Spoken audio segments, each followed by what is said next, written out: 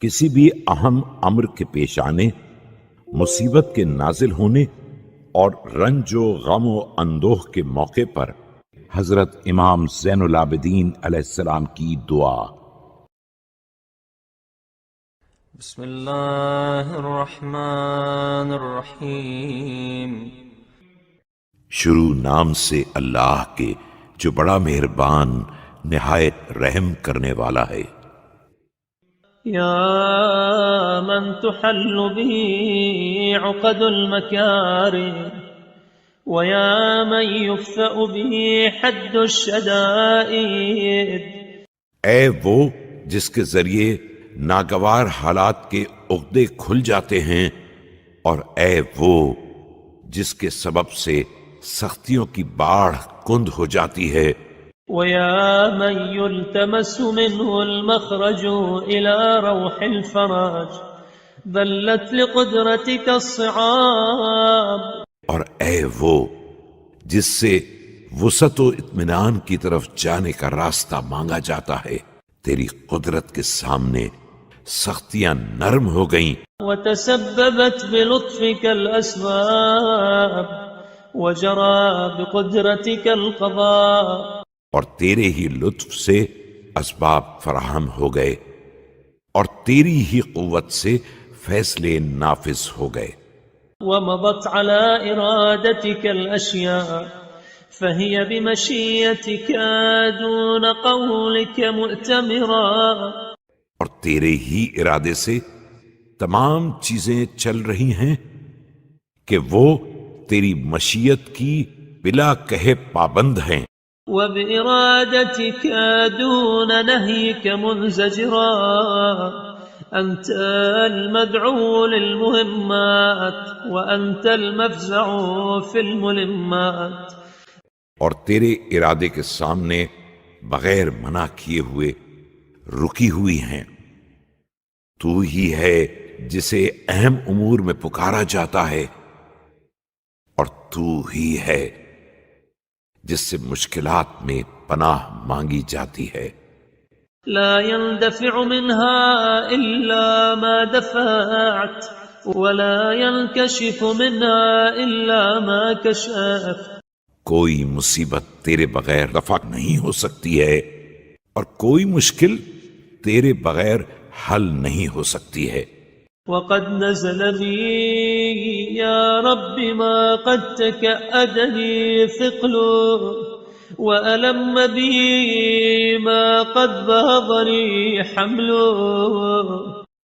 اس وقت میرے اوپر وہ مصیبت نازل ہو گئی ہے جس کے بوجھ نے مجھے تھکا دیا ہے، اور وہ آفت آ پڑی ہے جس کی سنگینی نے مجھے عاجز کر دیا ہے۔ وبقدرتك أوردته علي وبسلطانك وجهته إلي۔ تو نے ہی اسے اپنی قدرت سے وارد کیا ہے، اور تو نے ہی اپنی طاقت سے اس کا رخ میری طرف موڑ دیا ہے۔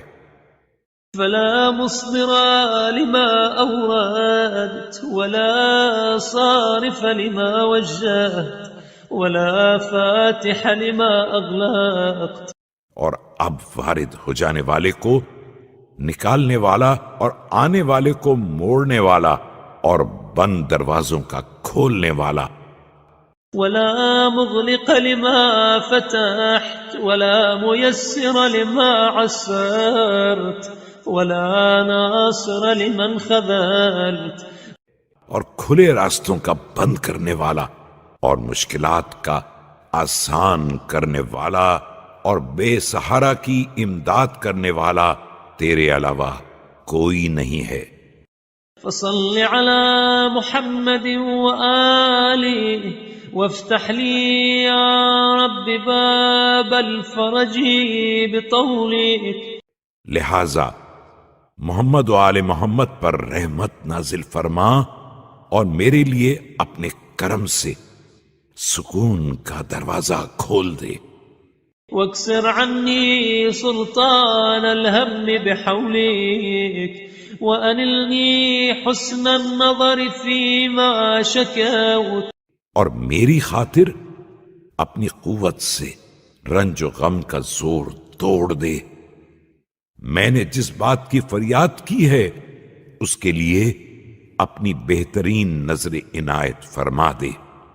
وأذقني حلاوة الصنع فيما سألت وهب لي من لدنك رحمة وفرجا هنيئا. اور جس چیز کا سوال کیا ہے اس میں بہترین سلوک فرما اور مجھے اپنی طرف سے رحمت اور خوشگوار سکون عطا فرما. واجعل لي من عندك مخرجا وحيا ولا تشغلني بالاهتمام عن تعاهد فروضك. اور مشکلات سے نکلنے کا فوری راستہ بتا دے.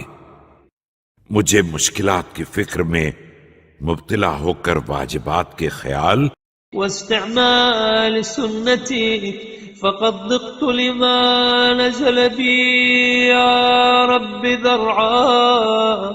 اور مستحبات کے استعمال سے غافل نہ ہونے دینا کہ میں اس نازل ہونے والی مصیبت کی بنا پر تنگ دل ہو گیا ہوں. وامتلأت بحمل ما حدث علي هما وأنت القادر على كشف ما منيت به. اور اس حادثے کا بوجھ اٹھانے کی بنا پر رنج و غم سے بھر گیا ہوں اور تو اس بلا کے ٹالنے پر قادر ہے جس میں میں مبتلا ہو گیا ہوں. ودفع ما وقعت فيه فافعل بي ذلك وإن لم أستوجبه منك يا ذا العرش العظيم. اور اس مصیبت کو دفع کر سکتا ہے جس میں واقع ہو گیا ہوں تو اب یہ کرم فرما دے اگرچہ میں اس کا حقدار نہیں ہوں. اے عرش عظیم کے مالک.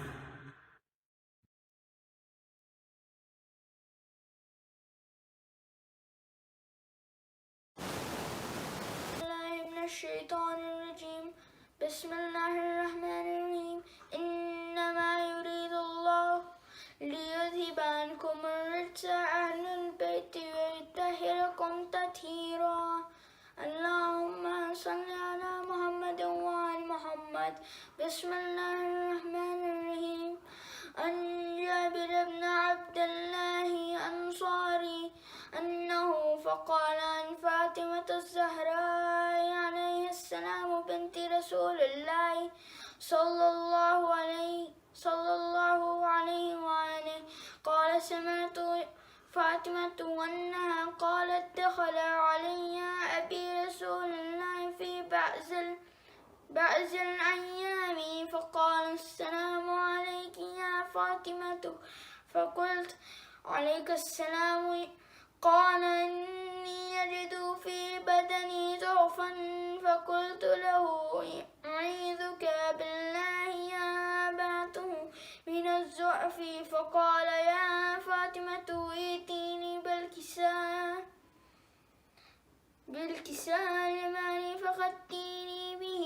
فأتيته بالكساء اليماني فغطيته وصرت أنظر إليه وإذا وجهه يتلألأ كأنه البدر في ليلة تمامه وكماله فما كانت إلا ساعة وإذا بولدي الحسن قد أقبل وقال السلام عليك يا أماه وعليك السلام يا قرة وثمرة فؤادي. فقال يا أماه إني أشم عندك رائحة طيبة كأنها رائحة جدي رسول الله. فقلت نعم إن جدك تحت الكساء. فأقبل الحسن نحو الكساء قال السلام عليك يا جداه يا رسول الله أتأذن لي أن أدخل معك تحت الكساء. فقال وعليك السلام يا ولدي ويا صاحب حوزي قد أذنت. فدخل معه تحت الكساء فما كان قد أقبل وقال السلام عليك يا أماه، فقلت وعليك السلام يا ولدي ويا قرة عيني وثمرة فؤادي.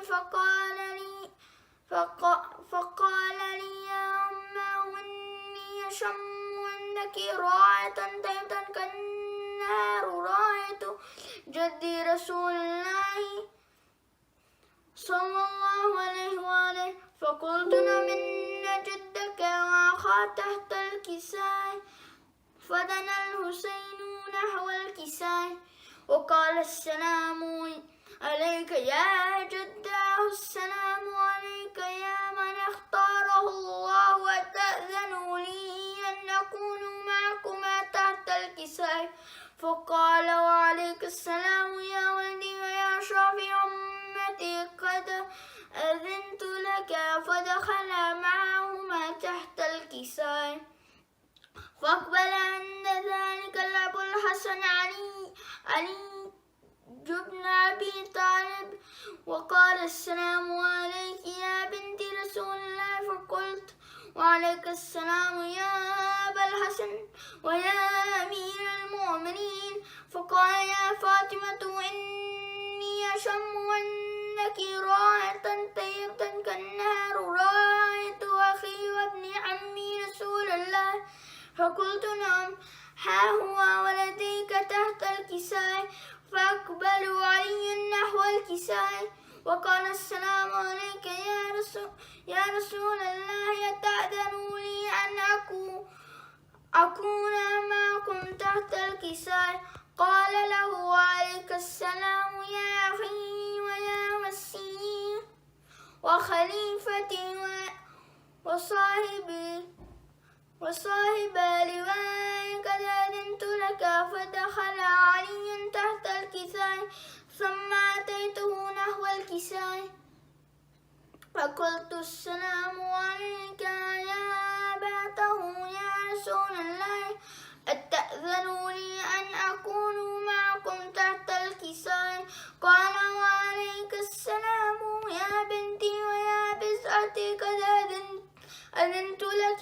فدخلت تحت الكساء فلما اكتملنا جميعا تحت الكساء أخذ أبي رسول الله بطرف الكساء وأومى بيده اليمنى إلى السماء وقال اللهم إن هؤلاء أهل بيتي وخاصتي وهامتي، لحمهم لحمي ودهم دمي، يؤلموني ما يؤلمهم ويحزنني ما يحزنهم. أنا حرب لمن هاربهم وسلم لمن سالمهم وعدو لمن عاداهم ومحب لمن أحبهم. إنهم مني وأنا منهم، فاجعل صلواتك وبركاتك وعليهم واذهب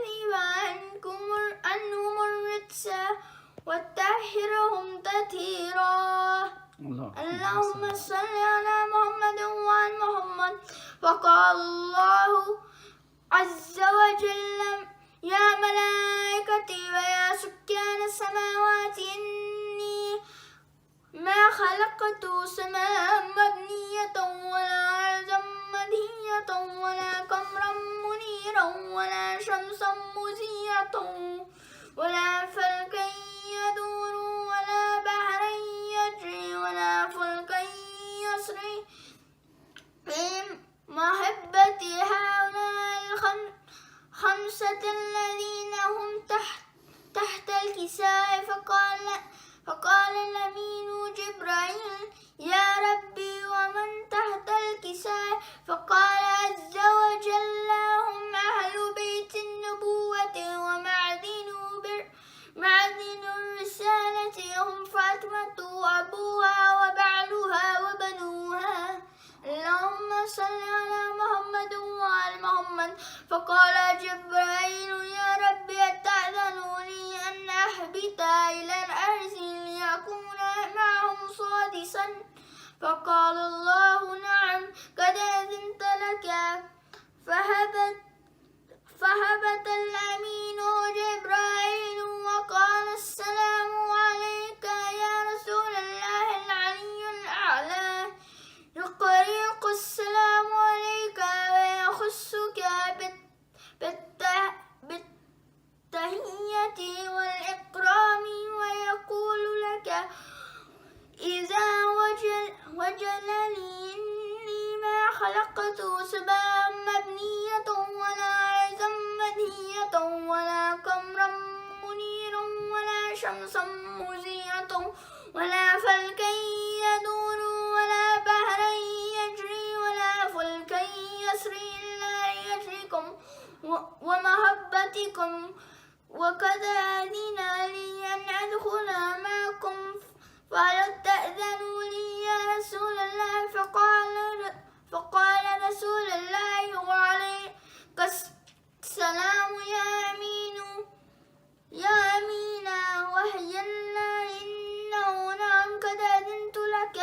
فدخل جبرائيل معنا تحت الكساء فقال لأبي إن الله قد أوحى إليكم يقول إنما يريد الله ليذهب عنكم الرجس أهل البيت يطهركم تطهيرا. اللهم صل على محمد وآل محمد. فقال علي لأبي يا رسول الله أخبرني ما لجلوسنا هذا تحت الكساء من الفضل عند الله. فقال نبي والذي بعثني بالحق نبيا واصطفاني بالرسالة نجيا ما ذكر خبرنا هذا في محفل من محافل أهل الأرض فيه جمع من شيعتنا ومحبين إلا ونزلت عليهم الرحمة وحفت وفيه جمع من شيعتنا ومحبين إلا ونزلت عليهم الرحمة وحفت بهم الملائكة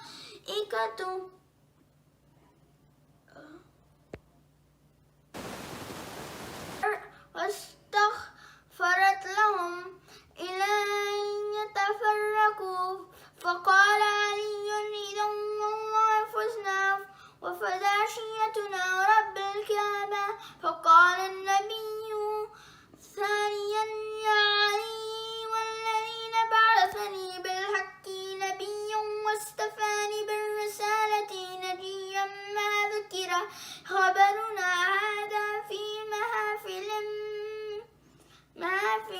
أهل الأرض وفيه جمع من شيعتنا ومحبين وفيهم مهموم إلا وفرج الله همه ولا مغموم إلا كشف الله غمه ولا طالب حاجة إلا وقضى الله حاجته. فقال علي إذا والله فزنا وسعدنا وكذلك شيعتنا فازوا سعدنا في الدنيا والآخرة ورب الكعبة. اللهم صل على محمد وآل محمد.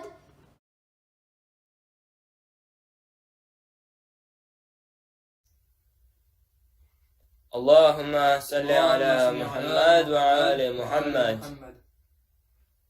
بسم الله الرحمن الرحيم. ياسين والقرآن الحكيم إنك لمن المرسلين على صراط مستقيم تنزيل العزيز الرحيم لتنذر قوما ما أنذر آباؤهم فهم غافلون لقد حق القول على أكثرهم فهم لا يؤمنون إنا جعلنا في أعناقهم أغلالا فهي إلى الأذقام فهم مقمحون وجعلنا من بين أيديهم سدا ومن خلفهم سدا فأغشيناهم فهم لا يبصرون وسواء عليهم أأنذرتهم أم لم تنذرهم لا يؤمنون إنما تنذر من اتبع الذكر وخشي الرحمن بالغيب فبشره بمغفرة وأجر كريم.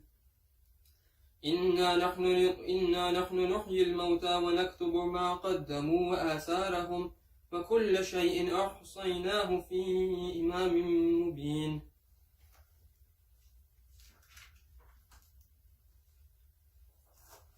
واضرب لهم مثلا أصحاب القرية إذ جاءها المرسلون إذ أرسلنا إليهم 2 فكذبوهما فعززنا بثالث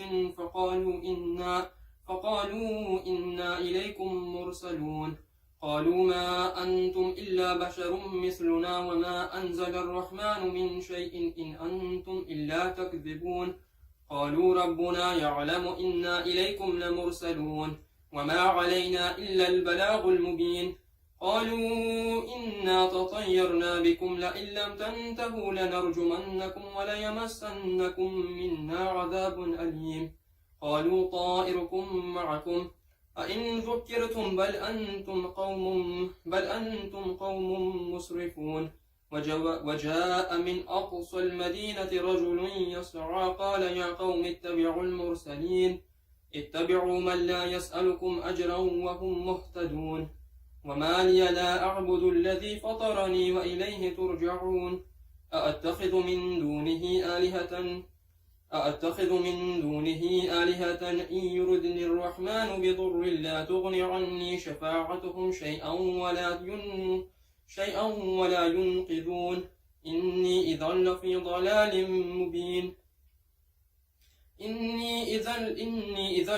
ضلال مبين. إني آمنت بربكم فاسمعون.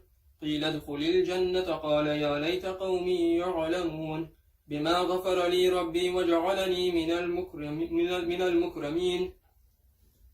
وما أنزلنا على قومه من بعده من جند من السماء وما كنا منزلين. إن كانت إلا صيحة واحدة فإذا هم خامدون. يا حسرة على العباد ما يأتيهم من رسول إلا كانوا به يستهزئون. ألم يروا كم أهلكنا قبلهم من القرون أنهم إليهم لا يرجعون. وإن كل لما جميع لدينا محضرون. وآية لهم الأرض الميتة أحييناها وأخرجنا منها حبا فمنه يأكلون.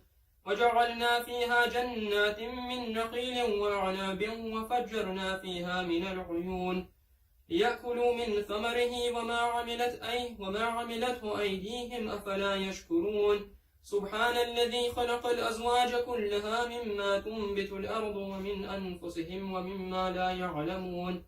وآية لهم الليل نسلخ منه النهار فإذا هم مظلمون. والشمس تجري لمستقر لها ذلك تقدير العزيز العليم. والقمر قدرناه منازل حتى عاد كالعرجون القديم. لا الشمس ينبغي لها أن تدرك القمر ولا الليل سابق النهار فكل في فلك يسبحون. وآية لهم أنا حملنا ذريتهم في الفلك المشحون وخلقنا لهم من مثله ما يركبون. وإن نشأ نغرقهم فلا صريخ لهم ولا هم ينقذون إلا رحمة منا ومتاعا إلى حين. وإذا قيل لهم اتقوا ما بين أيديكم وما خلفكم لعلكم ترحمون. وما تأتيهم من آية ربهم إلا كانوا عنها معرضين. وإذا قيل لهم أنفقوا مما رزقكم الله قال الذين كفروا للذين آمنوا أن أطعم من لو يشاء الله أطعمه إن أنتم إلا في ضلال مبين. ويقولون متى هذا الوعد إن كنتم صادقين. ما ينظرون إلا صيحة واحدة تأخذهم وهم يخصمون فلا يستطيعون توصية ولا إلى أهلهم يرجعون. ونفخ في الصور فإذا هم من الأجداث إلى ربهم ينسلون. قالوا يا ويلنا من بعثنا من مرقدنا هذا ما وعد الرحمن وصدق المرسلون إن كانت إلا صيحة واحدة فإذا هم جميع لدينا محضرون فاليوم لا تظلم نفس شيئا ولا تجزون إلا ما كنتم تعملون إن أصحاب الجنة اليوم في شغل فاكهون هم وأزواجهم في ظلال على الأرائك متكئون هم وأزواجهم في ظلال على الأرائك متكئون لهم فيها فاكهة ولهم ما يدعون سلام قولا من رب رحيم وامتازوا اليوم أيها المجرمون ألم أعهد إليكم يا بني آدم ألا تعبدوا الشيطان إنكم لكم عدو مبين وأن اعبدوني هذا صراط مستقيم ولقد أضل منكم جبلا كثيرا أفلا تكونوا تعقلون هذه جهنم التي كنتم توعدون اصلوها اليوم بما كنتم تكفرون اليوم نختم على أفواههم وتكلمنا أيديهم وتشهد أرجلهم بما كانوا يكسبون ولو نشاء لطمسنا على أعينهم فاستبقوا الصراط فأنى يبصرون ولو نشاء لمسخناهم على مكانتهم فما استطاعوا مضيا ولا يرجعون ومن نعمره ننكسه في الخلق أفلا يعقلون وما علمناه الشعر وما ينبغي له إن هو إلا ذكر وقرآن مبين لينذر من كان حيا ويحق القول على الكافرين أولم يروا أنا خلقنا لهم مما عملت أيدينا أنعاما فهم لها مالكون وذللناها لهم فمنها ركوبهم ومنها يأكلون ولهم فيها منافع ومشارب أفلا يشكرون واتخذوا من دون الله آلهة لعلهم ينصرون لا يستطيعون نصرهم وهم لهم جند محضرون فلا يحزنك قولهم إنا نعلم ما يصرون وما يعلنون أولم ير الإنسان أنا خلقناه من نطفة فإذا هو خصيم مبين وضرب لنا مثلا ونسي خلقه قال من يحيي العظام وهي رميم قل يحييها الذي أنشأها أول مرة وهو بكل خلق عليم الذي جعل لكم من الشجر الأخضر نارا فإذا أنتم منه توقدون أوليس الذي خلق السماوات والأرض بقادر على أن يخلق مثلهم بلى وهو الخلاق العليم إنما أمره إذا أراد شيئا أن يقول له كن فيكون فسبحان الذي بيده ملكوت كل شيء وإليه ترجعون صدق الله العلي العظيم اللهم صل على محمد وعلى محمد اللهم صل على محمد وآل محمد اللهم إني أسألك برحمتك التي وسعت كل شيء وبقوتك التي قهرت بها كل شيء وخضع لها كل شيء وذل لها كل شيء وبجبروتك التي غلبت بها كل شيء وبعزتك التي لا يقوم لها شيء وبعظمتك التي ملأت أركان كل شيء وبسلطانك الذي على كل شيء وبوجهك الباقي بعد فناء كل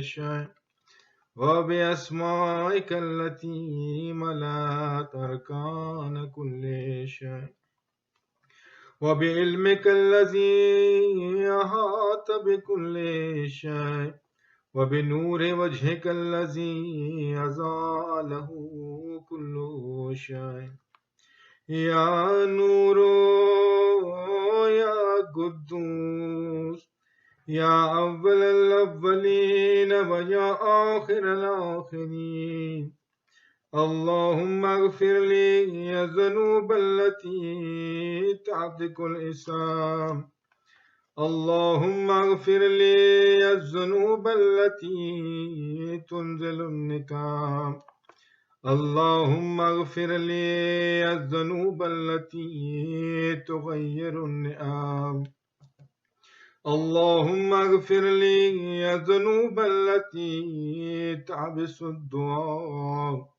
اللهم اغفر لي الذنوب التي تقطع الرجاء اللهم اغفر لي الذنوب التي تنزل البلاء اللهم اغفر لي كل ذنب أذنبته وكل خطيئة أخطأتها اللهم إني أتقرب إليك بذكرك واستشفع بك إلى نفسك وأسألك بجودك أن تدنيني من قربك وأن تعزيني شكرك وأن تلهمني ذكرك اللهم إني أسألك سؤال خاضع متذلل خاشع متضرع أن تسامحني وترحمني وتجعلني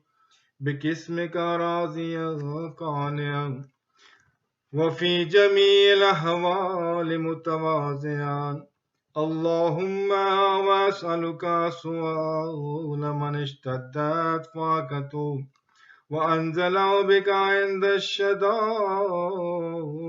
حاجته وعظم فيما عندك رغبته اللهم عظم سلطانك وعلى مكانك وخفي مكرك وزهر أمرك وغلب قهرك وجرت قدرتك ولا يمكن الفرار من حكومتك اللهم لا أجد لذنوبي غافرا ولا لكبائه ساترا ولا لشيء من عملي الكبير بالحسن مبدلا غيرك لا إله إلا أنت سبحانك وبحمدك ظلمت نفسي وتجرحت بجعلي وسكنت إلى قديم ذكرك لي ومنك علي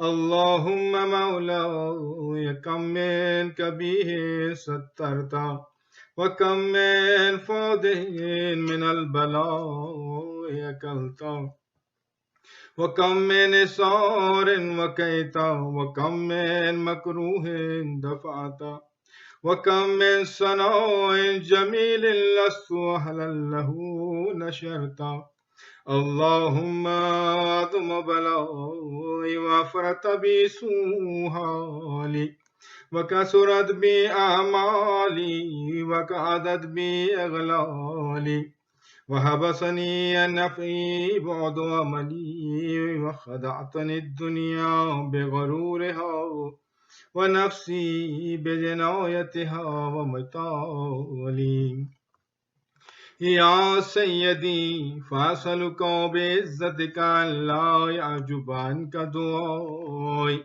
سوء عملي وفعالي ولا تفزعني بخفي ما اطلعت عليه من سري ولا تعاجلني بالعقوبة على ما عملته في خلواتي من سوء فعلي وإساءتي ودوام تفريطي وجهالتي وكثرة شهواتي وغفلتي وكن اللهم بعزتك لي في كل الأحوال رؤوفا وعلي في جميع الأمور يطوف إلهي ومولاي وربي من لي غيرك أسأل كشف ضري والنظر في أمري إلهي ومولاي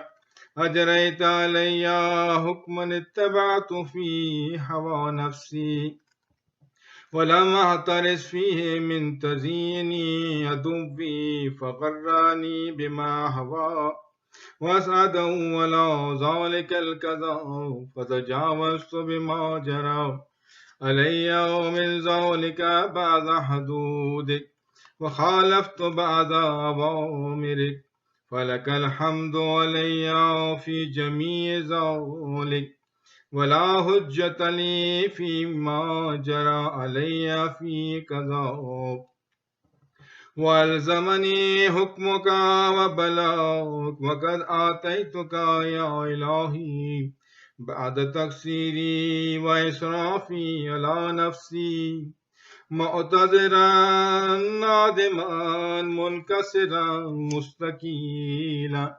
مستغفرا منيبا مكرا مذعنا معترفا لا أجد مفرا من مكان مني ولا مفزعا أتوجه إليه في أمري غير قبولك عذري وإدخالك إياي في سعة رحمتك اللهم فاقبل عذري وارحم شدة ضري وفكني من شد وساقي يا رب ارحم ضعفاء بدني ورقة جلدي ودقة عظمي يا من بدا خلقي وذكري وتربيتي وبري وتغذيتي حبني الابتداء كرمك وسالف برك بي يا إلهي وسيدي وربي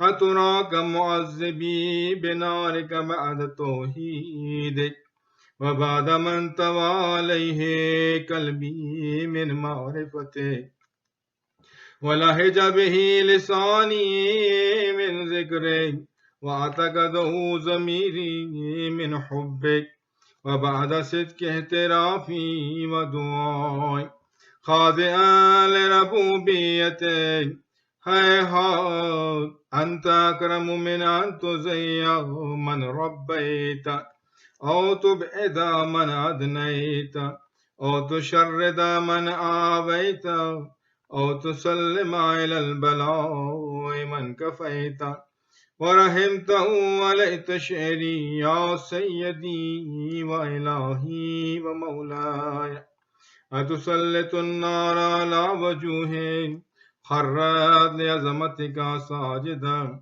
وعلى سنتك بتوحيدك صادقا وبشكرك مادها وعلى قلوب احترفت بإلهيتك محققا وعلى زمائر حوت من العلم بك حتى صارت خاشعا وعلى جوارها سعت إلى أوطان تعبدك طائعا وشعرت باستغفارك مذئنا ما هكذا ظنوا بك ولا أخبرنا بفضلك عنك يا كريم يا ربي وأنت تعلم ضعفي عن قليل من بلاء الدنيا وعقوباتها وما يجري فيها من المكاره على أهلها ألا أن ذلك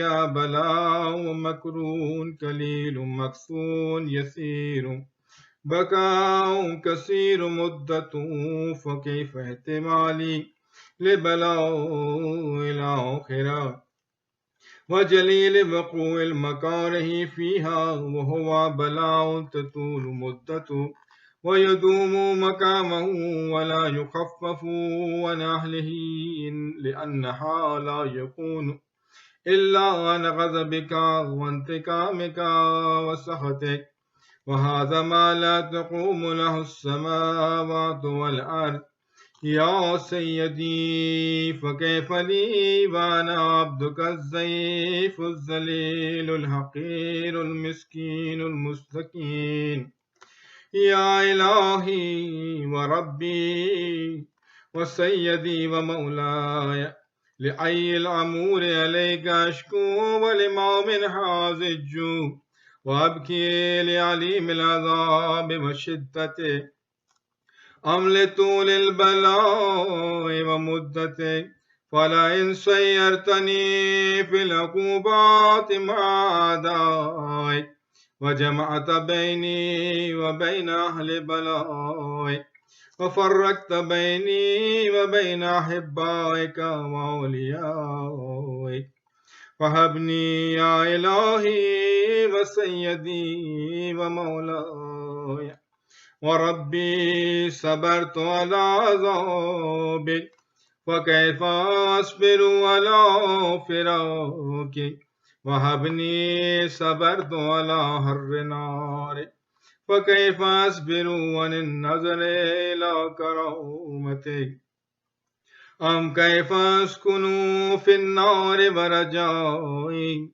عفوك فبعزتك يا سيدي ومولاي أقسم صادقا لئن تركتني ناتكا لا يزجن عليك بين أهلها ضجيج العاملين ولا أصرخن عليك صراخ المستصرخين ولا أبكين عليك بكاء الفاقدين ولا أنادينك عينا كنت يا ولي المؤمنين يا غاية آمال العارفين يا غياث المستغيثين يا حبيب قلوب الصادقين ويا إله العالمين أفتراك سبحانك يا إلهي وبحمدك تسمع فيها صوت عبد المسلم سجن فيها بمخالفته وذاق طعم عذابها بمعصيته وحبس بين أطباقها بجرمه وجريرته وهو يزج عليك ضجيجا مؤمل لرحمتك ويناديك بلسان أهل التوحيد ويتوسل عليك بربوبيتك يا مولاي فكيف يبقى في العذاب وهو يرجو ما سلف من حلمك ورفعتك ورحمتك أم كيف تعلمه النار وهو يعمل فضلك رحمتك أم كيف يؤركه لهيبها وأنت تسمع صوتا وترى مكانه أم كيف يشتمل عليه زفيرها وأنت تعلم زافا أم كيف يتكلكل بين أطباقها وأنت تعلم صدقا أم كيف تجر زبانيتها وهو يناديك يا رب أم كيف يرجو فضلك في إتكه منها فتتركه فيها هيهات ما ذلك الظن بك ولا المعروف من فضلك ولا مشبع لما عملت به الموحدين من برك وإحسانك وباليقين يقطع لولا ما حكمت به من تعذيب جاهديك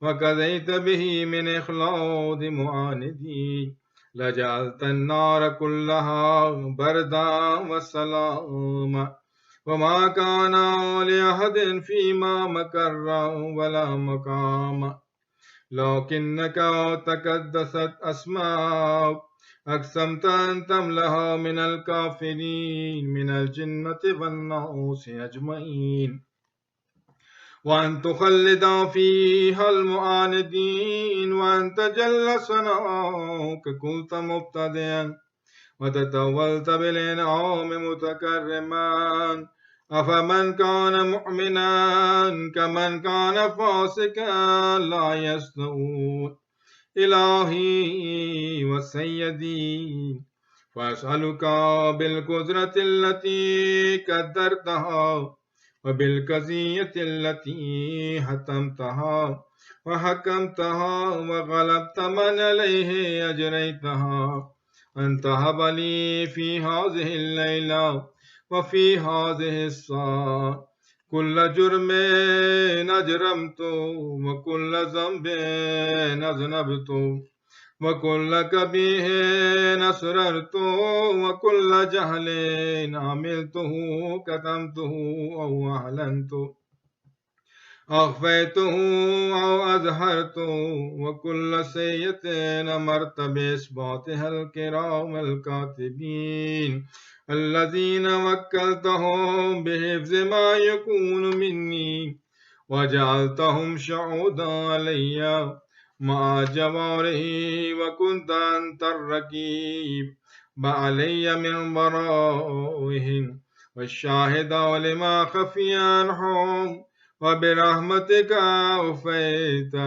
وبفضلك سترت وأن توفر حظي من كل خير أنزلت أو إحسان فضلت أو بر نشرت أو رزق بسطت أو ذنب تغفر أو خطأ تستر يا ربي يا ربي يا رب يا إلهي وسيدي ومولاي ومالك رزقي يا من بيدي ناصيتي يا عليما بضري ومسكنتي يا خبيرا بفقري وفوقتي يا ربي يا ربي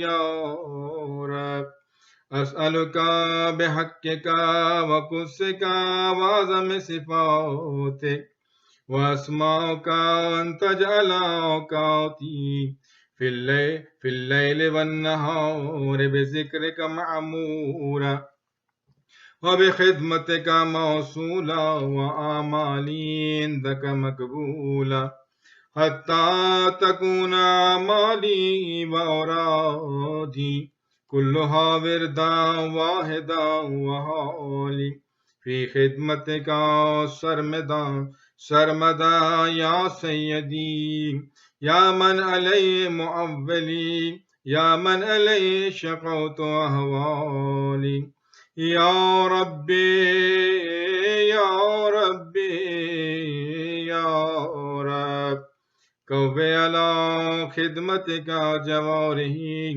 واشدد على العظيمة جوانه وهب لي الجد في خشيتك والدوام في الاتصال بخدمتك حتى أسرع إليك في ميادين السابقين وأسرع عليك في المبادرين وأشتاق إلى قربك في المشتاقين وأدنو منك ذنوب المخلصين وأخافك مخافة الموقنين واجتمع في جوارك مع المؤمنين اللهم ومن أرادني بسوء فارد ومن قادني فكد واجعلني من أحسن عبيدك نصيبا عندك وأقربهم منزلة من وأخصهم زلفة لديك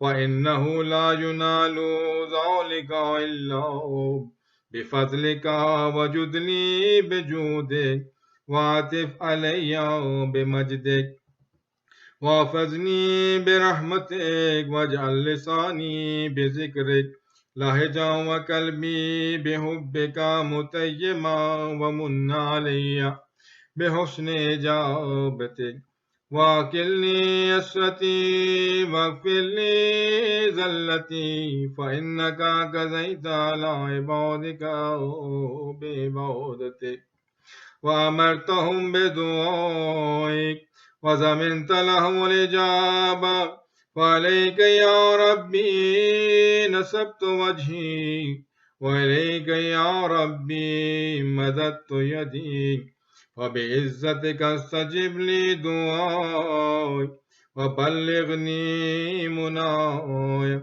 ولا تقطع من فضلك الرجاء واكفني شر الجن والإنس من أعدائي يا سريع الجزاء اغفر لمن لا يملك إلا الدعاء فإنك فعال لما تشاء يا من اسمه دواء وذكره شفاء وطاعته غنى ارحم من رأسه ماله الرجاء وسلاحه البكاء يا صابغ النعم يا دافع النكام يا نور المستوحسين في الظلام يا عالم لا يعلم صل على محمد وآل محمد وافعل بما أنت أهله وصلى الله على رسولك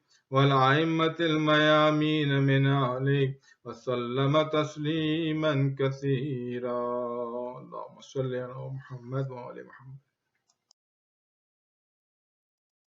Assalamu alaikum.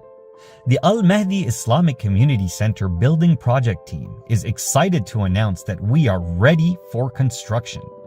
After the lockdown, we will evaluate the COVID situation, mobilize, and begin construction.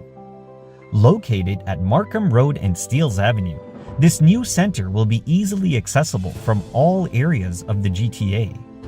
This amazing 55,000 square foot community center consists of large prayer halls, a massive gymnasium, a recreation center for youth and seniors, a modern nursery for kids, classrooms, conference rooms, mortuary, and much more. This new state-of-the-art facility will be the hub of activities for youth, adults, and seniors. Opportunities and benefits for generations to come, insha'Allah. Phase 1, the complete covered structure of the center, including the main services required for partial occupancy, will have an estimated cost of $11.4 million. Financially, we are pleased to announce that we have $2.6 million in the bank. We have $700,000 in pledges that we will receive upon the beginning of construction.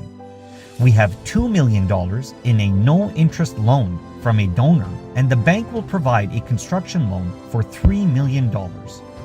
We will be in a deficit of $3.1 million.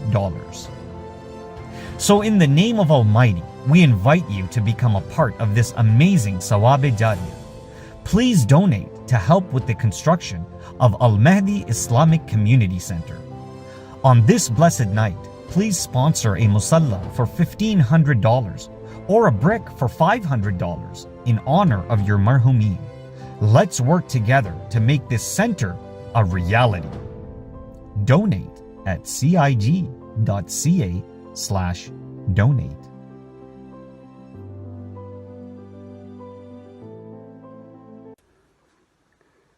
Mu'mineen and Mu'minat, Assalamu alaikum. Al-Mahdi Islamic Center is decided to open for in-person programs starting tomorrow on Friday, June the 18th. Friday prayer will start at Zohran time, which is about 1:20, 1:15, and please be on time and come with your own Jai Namaz, Sajdagah and Mask. And please come with the wudu, because we don't recommend to use our washroom at this point. Inshallah, we'll see you some people tomorrow.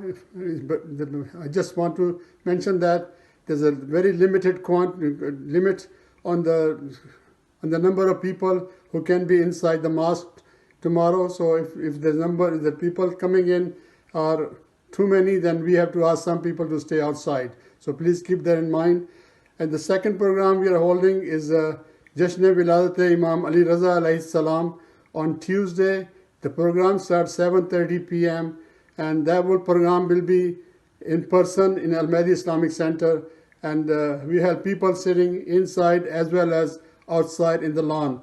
So be prepared. You might have to sit outside in the lawn, and please attend these programs and pray for the situation to get better, inshallah, and we can get together more and more and hold this program in our centers, inshallah. Jazakallah mu'min. Thank you.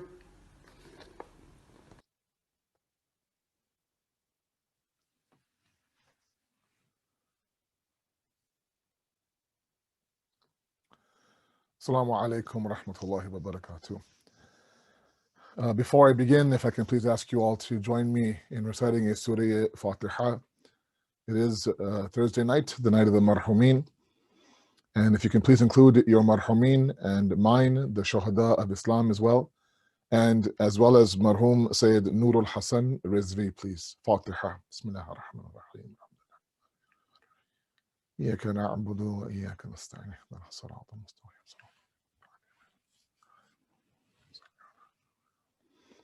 As well, there are many of our mu'mineen, many of our equals in humanity who are suffering, who are in need of our du'as, who are in need of a cure, in need of some shafa'at. We ask Allah subhanahu wa ta'ala for the sake of du'a shafa that He grants those who are in need of this shafa, those who are in need of any sort of ilaj or treatment, be it from COVID or be it from other diseases, or be it of, the sickness of the mind or of the spirit or of the body. And if you can please include Sister Badul Akbar in that, that would be very appreciated. Join me please, inshallah, in reciting 5 times Amma Yujib for her as well as for those who are in need of the dua. Bismillah ar-Rahman ar-Rahim.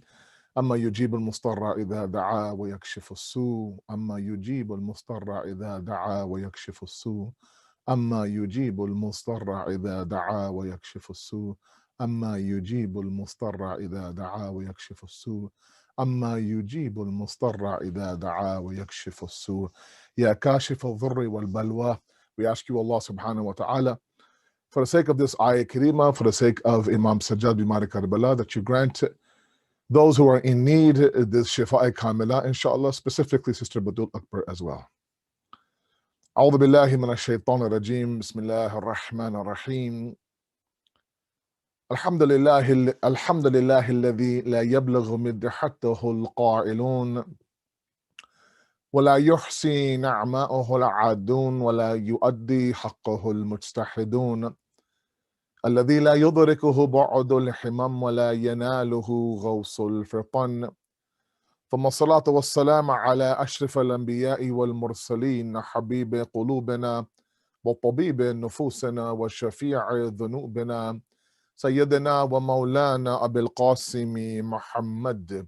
اللهم صل على محمد وآل محمد وعجل فرجهم وأهل بيته الطيبين الطاهرين المعصومين المظلومين لا سيما بقية الله في الأرضين صاحب العصر والزمان خليفة الرحمن إمام الإنس والجان ولعن الله أعداهم أجمعين إلى يوم الدين. أما بعد. Our discussion, as many of you know, on Thursday nights has been actually in a class format. And we have been looking now since Muharram now and through the various stops and restarts of the book of Adab al-Salat, the etiquettes of prayer. Now tonight, Maulana Bakri is reciting at JCC there. They've opened up the center, so he's there live right now as we speak. And I am the only speaker for tonight. And so, we will continue the format, continue the class as we do every single week. We have reached this point now where we're talking about the principles of the Qibla. We are at that portion of the book now, the second half of the book, where now Imam Khomeini rahmatullah alayh actually begins to delve into the principles of prayer, from purity to the time of Salat, to the place of Salat, to the clothes you wear. All that has already been discussed. We began to discuss the principles of the Qibla last week. He spends 2 chapters on this, and then he moves forward to the etiquette of the adhan and the iqamah, which inshallah we will discuss next week. But tonight, he does now dedicate an entire philosophical discussion on the concept of Qibla. Let me go ahead and share my screen, inshallah, and we can begin with our weekly PowerPoint, inshallah.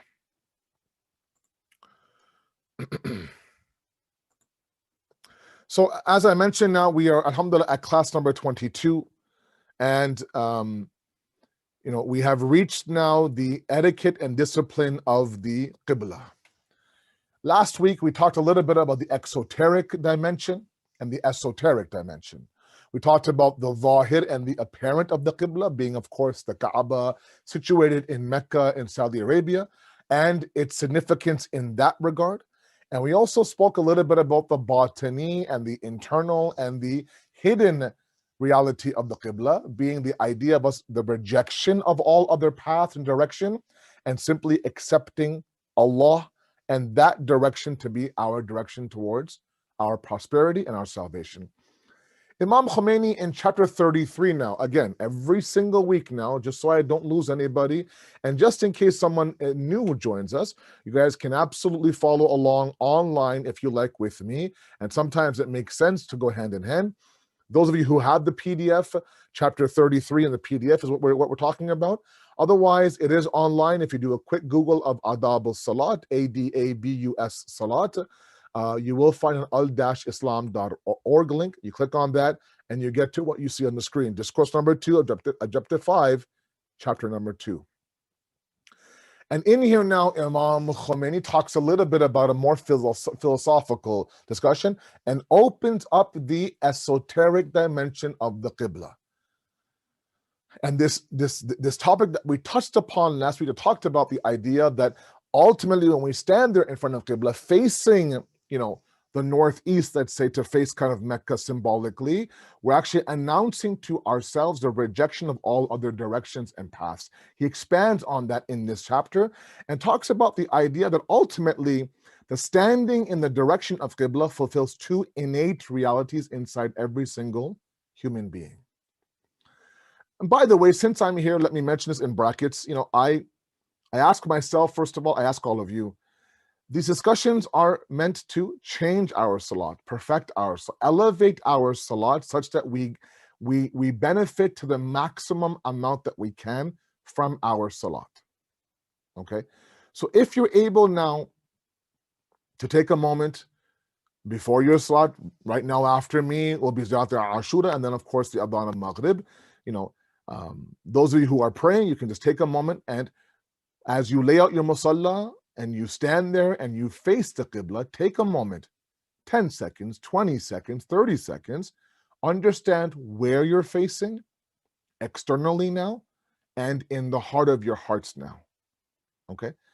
Because, if we are able to gather the principles of the Qibla properly, then really it strengthens our theology. And that's the connection Imam Khomeini makes in this chapter, incredibly. He says, look, there are two innate dispositions inside the human being, two innate realities inside every single human being. Number one is that we despise imperfection. Inside our innate level, in the heart of our hearts, we simply don't like imperfections.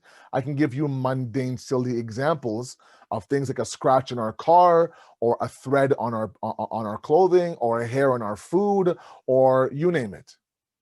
A mark on our dresser, or whatever, one scar on our face we try to conceal and hide, or somehow try to manage, whatever the case may be. And also to the point where when we do realize that we have imperfections, we go to great lengths to hide those imperfections to others. And we beg Allah, Allah, you are Satarul Uyub, you're the concealer of defects, concealer of imperfections. We ask you, Allah, please don't make my imperfections apparent to others. So deep down inside, we despise imperfection. At the same time, this distaste we have for imperfections really is a gravitational pull we have towards perfection. Okay? We innately crave and desire those things that are perfect, or those things that represent or lead us towards perfection. Okay, that's all where innate inside every human being, regardless of your gender, your religion, whatever the case may be. This is not a Muslim Shia discussion, it's a human being discussion. Okay, basically what he says now in this chapter, if I can kind of give you a quick spoiler at the end of my class, is that the facing of Qibla fulfills both of these at the exact same time. I'll explain to you how that's possible. Okay, but first let's open up this discussion on the proof of the fact that man now is innately seeking perfection. Because now this is where he talks about the idea that when we identify that this is perfection for me, I go through leaps and bounds. I jump through hoops. I don't stop at anything to get to that perfection. Okay, to get to that unlimited. You think about those who are celebrities, athletes, when you start off as an athlete, when you're a young child now picking up a basketball and learning how to dribble, learning how to shoot, learning, the fundamentals, your vision is that one day you'll play in the pros. And, you'll sign a shoe deal and you'll make X amount of money. Then you'll buy your mom a house and you buy your dad a car and all these things that nowadays we see on social media, right? That's their version of perfection. So what do they do? They're in the gym now 3 hours a day, working, perfecting their craft, working on their jump shot, making sure that their footwork is down packed, right? In the gym now, doing the cardio, blah, blah, blah, watching videos, watching, talking to players, because they realize that is what I believe to be my perfection. So we are innately driven by perfection. Okay. Now, why do we settle for things that are imperfect? That's more of a psychological discussion on our inability to have confidence in ourselves. So we accept the bare minimum from ourselves because I know if I push myself too far, I might fail. I'd rather accept complacency than taste failure in me trying to achieve that perfection. That's a different discussion, right? That's a discussion on Ravan Shanasi and psychological. This is more of an aqaid theological discussion. Okay, that's point number one. Point number two is human perfection is acquired by free-willed actions based on the intellect. Okay, perfection is not this idea that you were never programmed to perform sin or to commit faults or to commit errors.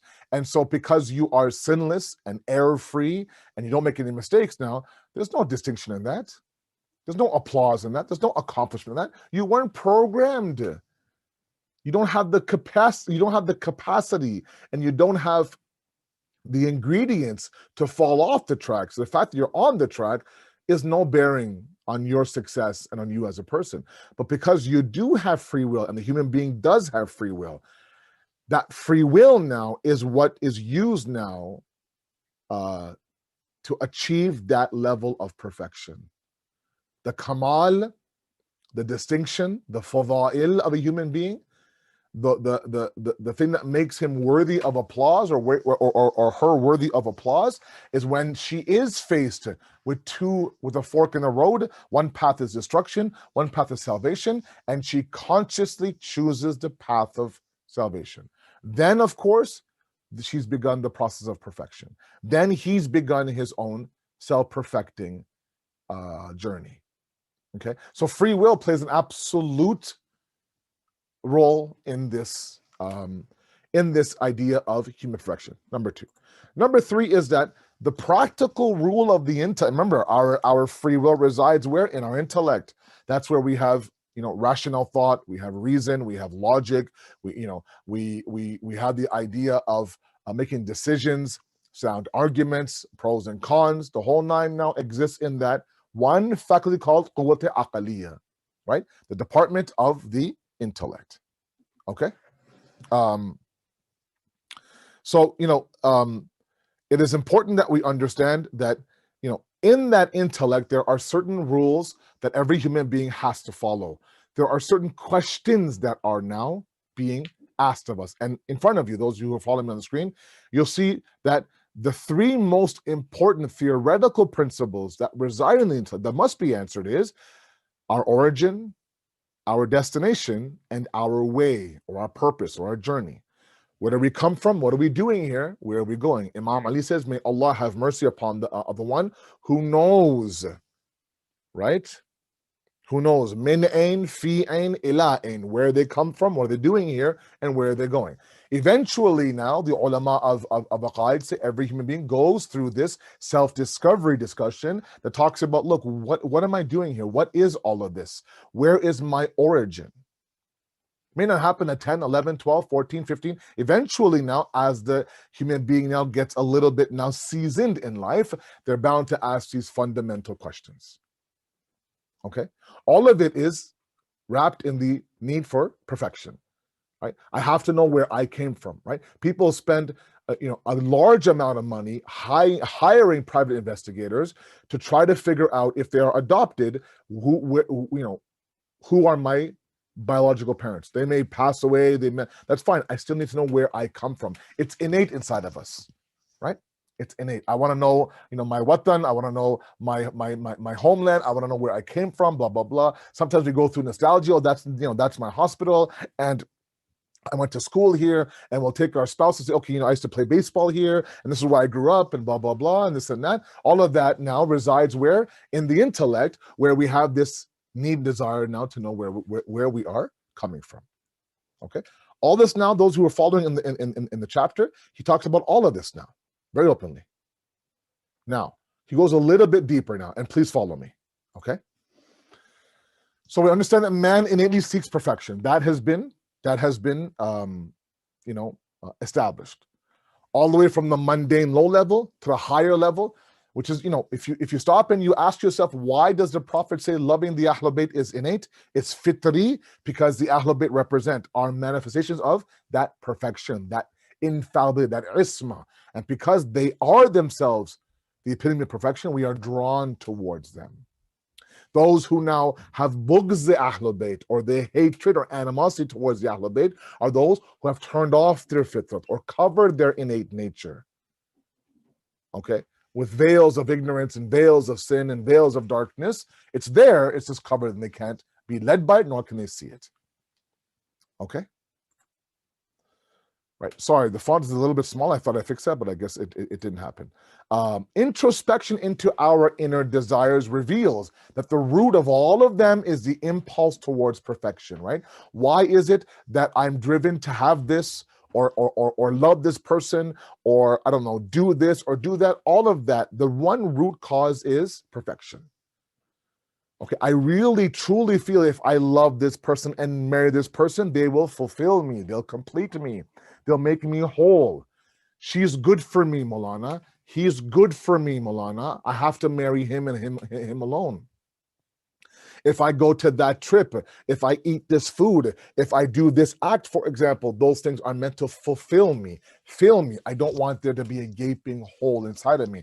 There are people who have fear of hunger. Can you imagine? They're afraid to be hungry because it's a gaping hole inside of them and they feel incomplete. So to fulfill themselves, really, at the very root of that is this impulse for perfection. If you, again, a little bit of introspection, stop and ask ourselves where these inner desires come from, they all reveal the root for our impulse towards perfection. Point number 2, no one likes that an imperfection should be attributed to them. I mentioned that in the beginning. And strives to remove them. And before being able to remove them, they hide them. Okay? They hide them. Right? When you ask a child, did you eat this food? You drop this, break this? Some may say, no, it wasn't me. No, it wasn't me. Right? And you may think, oh, because they'll get in trouble. But innately, it's the idea that if I make that mistake, it might be the fact that I'm imperfect. And I don't want to be seen as imperfect, especially in the eyes of my parents, who are everything and anything to me. So they'll lie. They'll hide it. They'll blame somebody else. Because by admitting that I dropped this, broke this, ate this, ripped this, I don't know, did this, then I am, accepting my imperfections. Even at a very young age now sometimes, that simply isn't there. Now, this inclination for perfection, this is now where I alluded to athletes and celebrities now, very carefully. This inclination, while it's directed properly, is the source of all human perfections. The Prophet of Allah came down, 12 Imams afterwards on Ghadir and so and forward, all were there, if I can summarize their entire movement, was to direct this need for perfection from something that is temporary, something that is perishing, something that is diminishing to something that is eternal, needless, immaterial, right? Perfect, unlimited. Okay, so they didn't come to create this innate nature. That came with creation. They came to tell you this is not perfect, because when you reach there, you'll still feel a big gaping hole. There are people in this world who have everything this world could imagine. Anything that this world has to offer, they have it. And yet there's an emptiness in them. There's depression, there's anxiety, right? There's abusive behavior to themselves in the form of addiction, right? Sometimes you end up looking at these celebrities and athletes after their heyday, after their potential, after, you know, their glory days on the court or their glory days on the screen. Some of them end up, you know, in the worst case possible. The Quran says, فَصِيدٌ فِي الْأَرْضِ فَانْظُرُوا كَيْفَ كَانَ عَاقِبَةُ الْمُكَذِّبِينَ. Travel the earth, open your eyes. فَانْظُرُوا. Look at what the aqibat and what the ultimate conclusion is of those who have denied Allah. Where have they gotten? Yes, the dunya is at their feet, but inside there is a gaping hole. Why? Because they incorrectly identified the imperfection, right? That's why you keep reading. But if it is not directed properly, it's the source of false perfections. That is feelings of grandeur, riyah, seeking fame, power, and possession. Why do people feel the need to announce everything? I'm this, I'm that, I'm this. Because they know that this is not the ultimate source of perfection. At least let me fake it to others, embellish in front of others, right? Exaggerate in front of others to make them feel like I have reached the pinnacle, I've reached the summit, I have reached the mountaintop. Meanwhile, inside of them, they can't sleep at night, they're addicted, all sorts of problems, which rear its ugly head a little bit later on in their life, sometimes even the cause of their death, right? It's very unfortunate. So, you know, identifying the right source of perfection ultimately now becomes a pathway to our life. Now, 3 boxes. Let's go through one by one, inshallah. By 9:08, I'll be out of your hair Eastern, inshallah.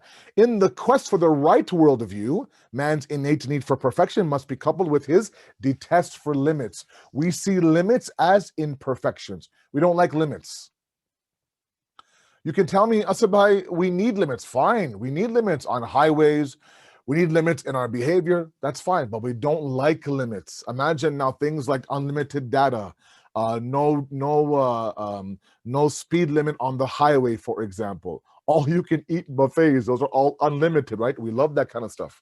Why? Innately, we detest limits. Number 2, the innate detesting of limits actually means that we are innately seeking the unlimited.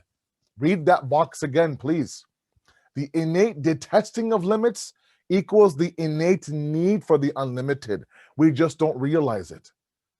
All these celebrities, these athletes now, you know, sometimes these sports teams, you know, they throw, you know, 20, 30, 35 million dollars at a 20-year-old, 25-year-old, plus endorsements, the shoe deal and the commercials and all that kind of stuff. You would think, oh my God, you know what? That's it. I've reached my pinnacle. I've reached my perfection. They believe that this fame and fortune and my face on billboards and my face on TV, that's my unlimited. When they reach that unlimited, they end up being individuals who actually fall from their pinnacle, from their summit, from the mountaintop, because they have incorrectly identified the unlimited. Okay? Now, what does this have to do with the Qibla? This is a huge discussion. Imam Khomeini, now again, he goes very deep into this discussion. He says, now when you face the Qibla, physically stand there, turn towards the Qibla, and no other direction matters now. What you're doing is that you are announcing 2 things in one action. The first thing you're announcing is every other direction in this world I detest. It's imperfect to me. I don't want it. I don't like it. If I'm bound to live in it, I will do what I can to take what I need and move forward. I won't attach myself to it. Number 2, by absolutely and only solely 100% facing one direction, I'm announcing that while I reject everything else, I accept this path. So while I detest those imperfections, I actually end up now identifying this as my perfection. While these are all limited, my direction is unlimited. Think about the fiqh ruling. A lot of you ask me, Asad Bhai, why is this haram? Why is Islam so specific about these things? This and that. In the fiqh ruling of the Qibla, some maraji allow you to move maybe 45 degrees away from the Qibla. Okay? So if I'm facing, this is my Qibla, right? And this is 90 degrees, I may be allowed a little bit this way. If I need to turn, or I turn by mistake, let's say, for example, right? I may be allowed 45 degrees max. The moment you turn 90 degrees, that's it. Your salat is batil. You have breached the Qibla. What's 45 degrees? Why these numbers so specific? Think about now in the context of our class today. What are you doing? Look, if I'm facing north and I move 90 degrees to my right, I'm facing now east. If I go 90 to my left, I'm facing the west. My entire direction has changed. If I am facing the Qibla and I move away from the Qibla, right? My heart could possibly be saying, I'm moving away from this perfection, and now what? Facing that imperfection. This direction no longer appeals to me. I've now said labbaik to that direction, God forbid. So these fiqhi rulings have immense wisdom behind them. It's not just something, left foot here, right foot here, one strand of hair, blah, blah, blah. No, when you begin to open up the doors of ma'arifat and awareness, then you begin to understand the power of these discussions. Okay? So, in our discussion of the Qibla now, as a recap now, I have about 5, because I want to, maybe 2 minutes of Masaib as well, since I'm the only speaker tonight, and this Shabbat Jummah. Just remember Imam Hussein, it's mustahab on Thursday nights to do so. We want to make sure that we understand it's not just, and that's why people are so precise about the compass, right? Like 54 degrees is the mark in Toronto. That's really precise and specific. But now think about it. We want to make sure that not for a moment does my heart steer here or heart steer here. No, it's very possible, right? So 5 times a day, can you imagine how heedless, how forgetful, how distracted the human being is that Allah says 5 times a day, reset your compass toward قُلُوبَنَا بَعْدَ إِذْ هَدَيْتَنَا. Surah Al-Imran, verse number 8, one of my favorite verses, the one that I read in my qunut constantly.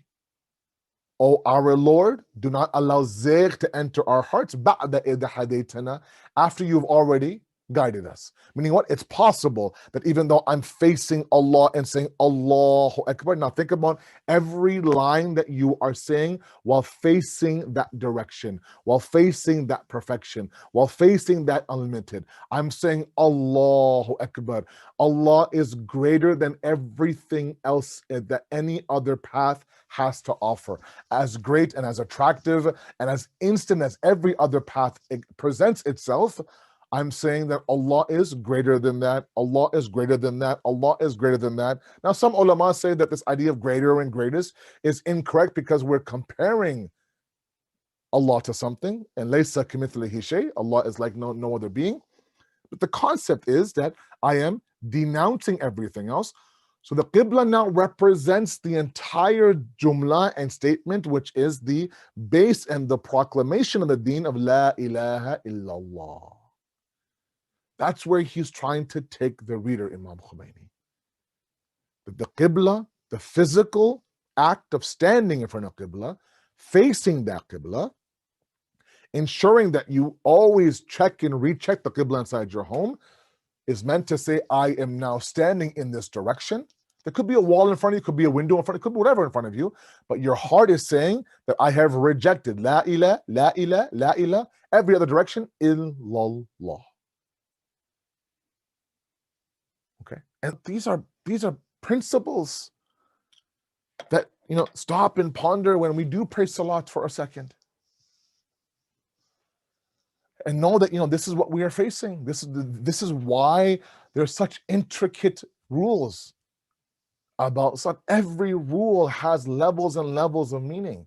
As we elevate in our awareness and ma'rifat, and the veils of ignorance are lifted from our hearts, Allah opens up doors for us.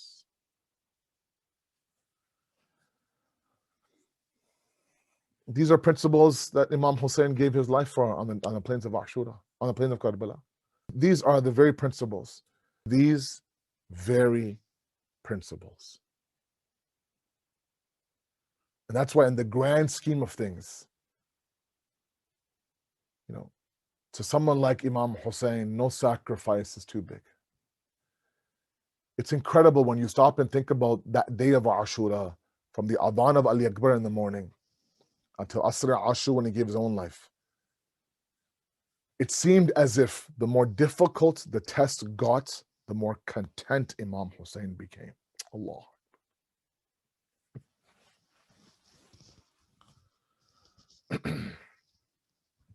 His arrival in Karbala on the 2nd of Muharram. The first time in this entire journey, some reports say that Bibi Zainab began to shed some tears when she heard the word Karbala. That was hard for Imam Hussein. Being moved from Furat, away from the water, was hard for Imam Hussein. Each of his companions, each of his Sahabis were hard for Imam Hussein. Imagine now the istiqbal and the welcome of Imam Hussein for someone like Habib, to the point where, when Habib's horse could be seen from far, far away, Imam Hussein sent Ali Akbar and Abul Fazl Abbas to go see who it is. When they came back and said, Mawla, Habib has arrived. They cried. For the first time, he felt like he had a little bit of himmat. He had a backbone. Habib came from Kufa. And as much as he welcomed Habib, to watch Habib give his life must have been difficult. The entire Shahadat of Ali Akbar, which breaks my heart to recite, but this one moment captured in history, this one moment now, where Imam Hussein now has the lifeless body of his 6-month-old Ali Asghar in his arms. Mawla, he's thirsty. Mawla, take him for some water. He would come, he would lift up Ali Asghar. This 6-month-old wants water. You come and give him water yourself. When Hurmala now shot that 3-pronged arrow that pierced one side of the neck and came out the other. When Imam Hussein now was about to walk towards the Khayma and tell Rabab, our Ali Asghar is no more. How do you explain to the mother of a 6-month-old, I took him for water. He came back. My Mawla went 7 times back and forth. Inna lillahi wa inna ilayhi rajoon. But still, as difficult as that was, Hussein's lips would always mutter, Raban biqadahi wa taslima li amri. I am razi with you. I submit to whatever you say. Never did Hussein do shikayat or gila or complain. Always radayat, always pleasure. It was these principles that Hussein gave his life for. Ali Asghar wasn't too big. He himself also wasn't too big of a sacrifice. سيعلم الذين ظلموا أي منقلب ينقلبون إنا لله وإنا إليه. Ask you Allah subhanahu wa ta'ala to accept this qaleel ibadat, inshallah. We ask you Allah, Shab al-Jum'ah, Shab al-Dua, Shab al-Rahmat, Shab al-Maghfirat. We ask you Allah, please bless our marhameen, elevate their status. Those who are sick in need of cure, we ask you Allah, please grant them shifa'at, inshallah, through your wisdom and through your power. And finally, Allah, for the sake of the Ziyarat Ashura, please remove this waba and remove this virus and allow us now to prepare ourselves for the arrival of the Imam. Assalamu alaikum wa rahmatullahi wa barakatuh.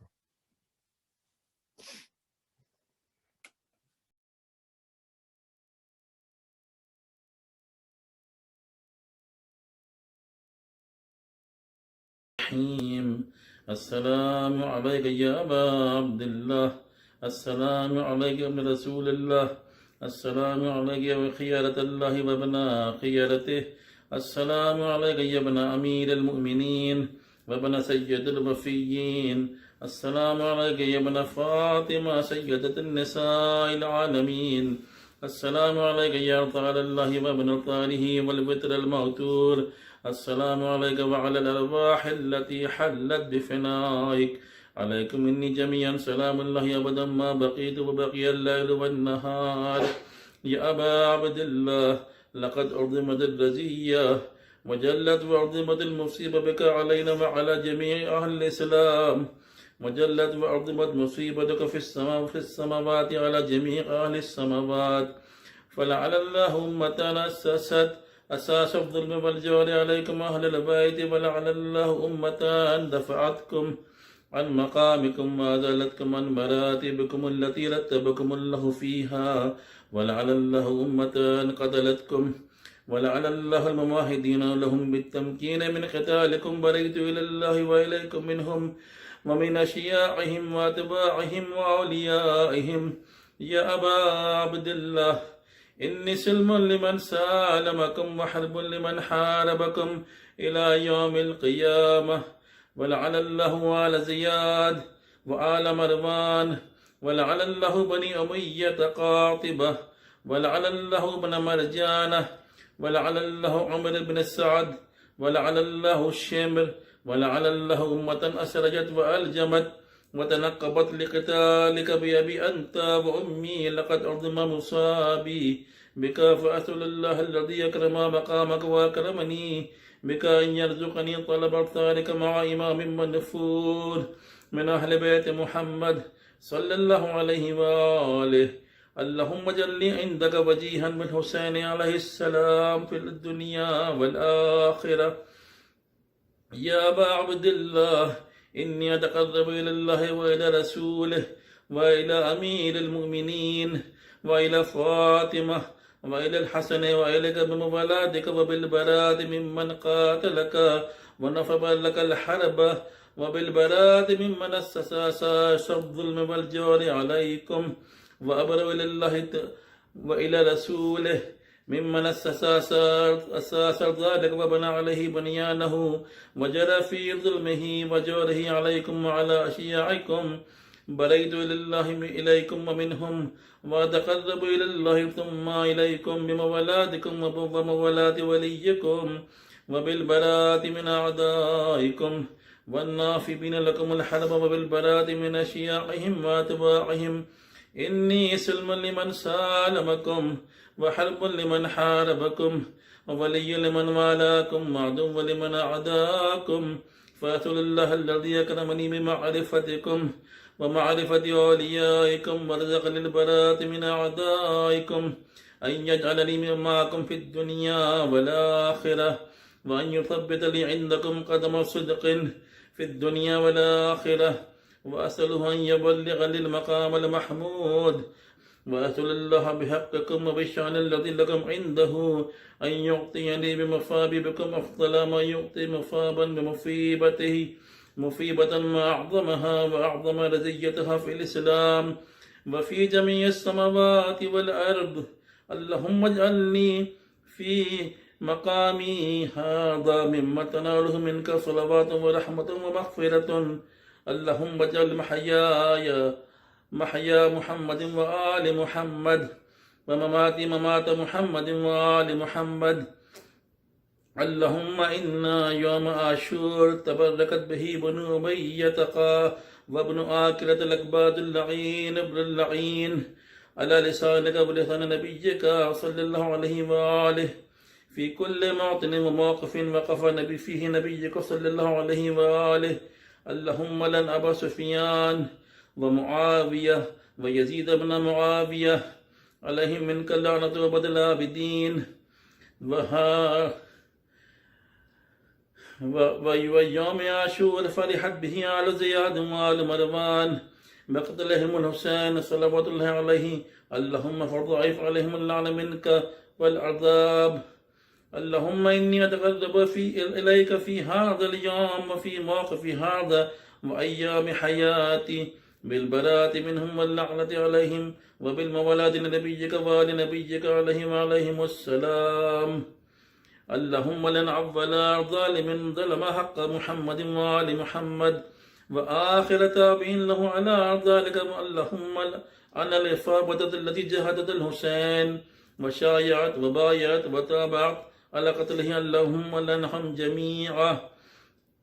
اللهم لنا ولا الظالمين ظلم حق محمد وآل محمد وآخر تابعين له على ذلك. اللهم لأن الإصابة التي جهدت الحسين وشايعت وبايعت وتابعت على قتله اللهم لعنهم جميعا اللهم لن أول ظالم ظلم حق محمد وآل محمد وآخر تابع لك له على ذلك اللهم لن الإصابة التي جهدت الحسين وشايعت وتابعت على قتله اللهم لعنهم جميعا اللهم لن أول ظالم ظلم حق محمد وآل محمد وآخر تابع له على ذلك اللهم لن الإصابة التي جهدت الحسين وشايعت وبايعت وتابعت على قتله اللهم لعنهم جميعا اللهم لن أول الظالم ظلم حق محمد وآل محمد وآخر تابع له على ذلك اللهم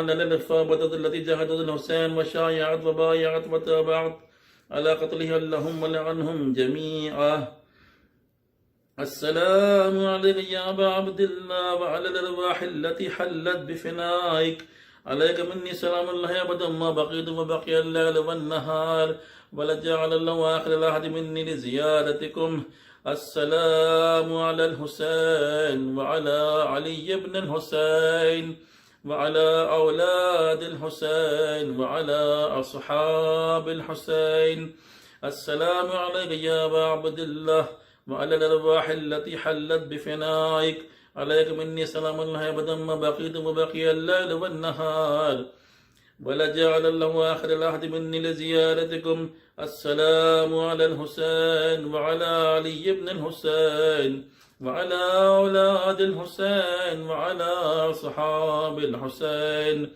السلام عليك يا أبا عبد الله وعلى الأرواح التي حلت بفنائك عليك مني سلام الله أبدا ما بقيت وبقي الليل والنهار ولجعل الله آخر العهد مني لزيارتكم السلام على الحسين وعلى علي بن الحسين وعلى أولاد الحسين وعلى أصحاب الحسين السلام عليك يا أبا عبد الله وعلى الأرواح التي حلت بفنائك عليك مني سلام الله أبدا ما بقيت وبقي الليل والنهار ولجعل الله آخر العهد مني لزيارتكم السلام على الحسين وعلى علي بن الحسين وعلى أولاد الحسين وعلى أصحاب الحسين السلام عليك يا أبا عبد الله وعلى الأرواح التي حلت بفنائك عليك مني سلام الله أبدا ما بقيت وبقي الليل والنهار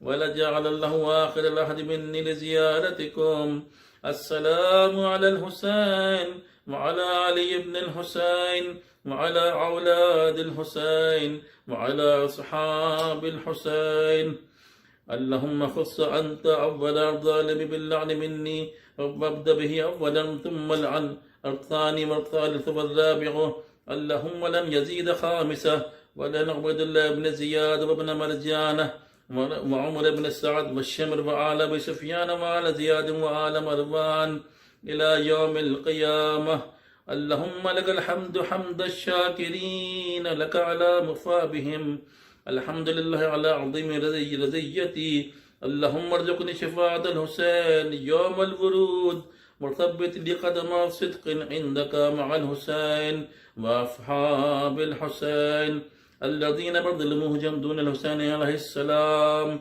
اللهم صل على محمد وآل محمد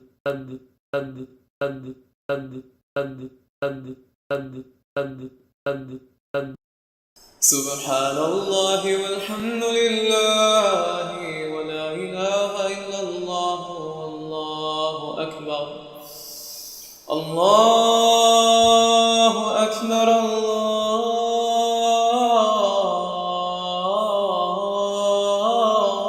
الله أكبر الله أكبر